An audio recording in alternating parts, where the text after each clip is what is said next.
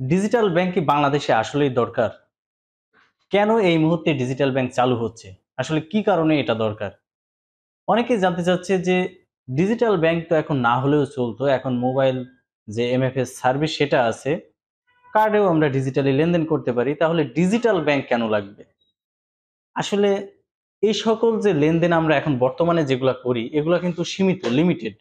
এর সার্ভিস কিন্তু লিমিটেড। আপনি চাইলেও এটার বেশি সার্ভিস কিন্তু আপনি নিতে পারবেন না। যেমন আপনি যদি বিকাশের কথা বলেন, আপনি এক জায়গা থেকে অন্য জায়গায় টাকা পাঠাতে পারেন। কিন্তু এটার কিন্তু লিমিটেশন আছে। আপনি চাইলে কিন্তু লাখ, লাখ টাকা বিকাশে পাঠাতে পারবেন না। আপনি চাইলে রকেটে লাখ, লাখ টাকা পাঠাতে পারবেন না। তারপরে আবার নির্দিষ্ট দিনের জন্য নির্দিষ্ট লিমিটেশন আছে যে আপনি একদিনে কতবার টাকা পাঠাইতে পারবেন, কত টাকা পাঠাতে পারবেন। তো এই সকল সীমাবদ্ধতা দূর করতে গেলে আপনার ডিজিটাল ব্যাংকে আসতেই হবে।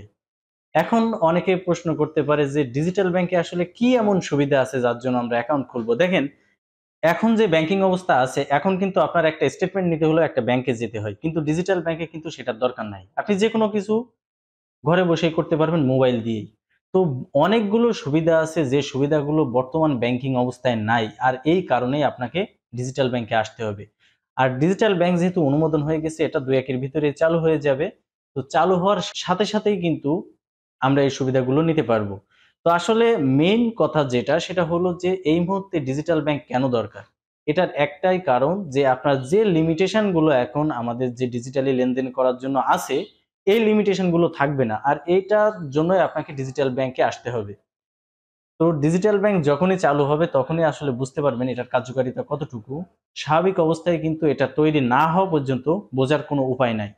তো ততদিন পর্যন্ত আমাদের অপেক্ষা করতে হবে এবং দেখতে হবে যে আসলে কি কি সুযোগ সুবিধা আমরা এখানে পাবো। তো আশা করি আপনারা বুঝতে পেরেছেন। অনেকেই জানতে চাচ্ছিল যে কেন ডিজিটাল ব্যাংক আমাদের বাংলাদেশে হচ্ছে বা এটার কারণটা কি? কি দরকার এখন ডিজিটাল ব্যাংক বাংলাদেশে হওয়ার? তো আশা করি আপনারা বুঝতে পেরেছেন। তারপরেও যদি এটা নিয়ে কোনো ধরনের কোনো প্রশ্ন থাকে অবশ্যই আমাদেরকে কমেন্টস করে জানাবেন। আমরা চেষ্টা করব সেটার সঠিক উত্তর দেওয়ার। তো আজকে ভিডিও পর্যন্তই। ধন্যবাদ সকলকে।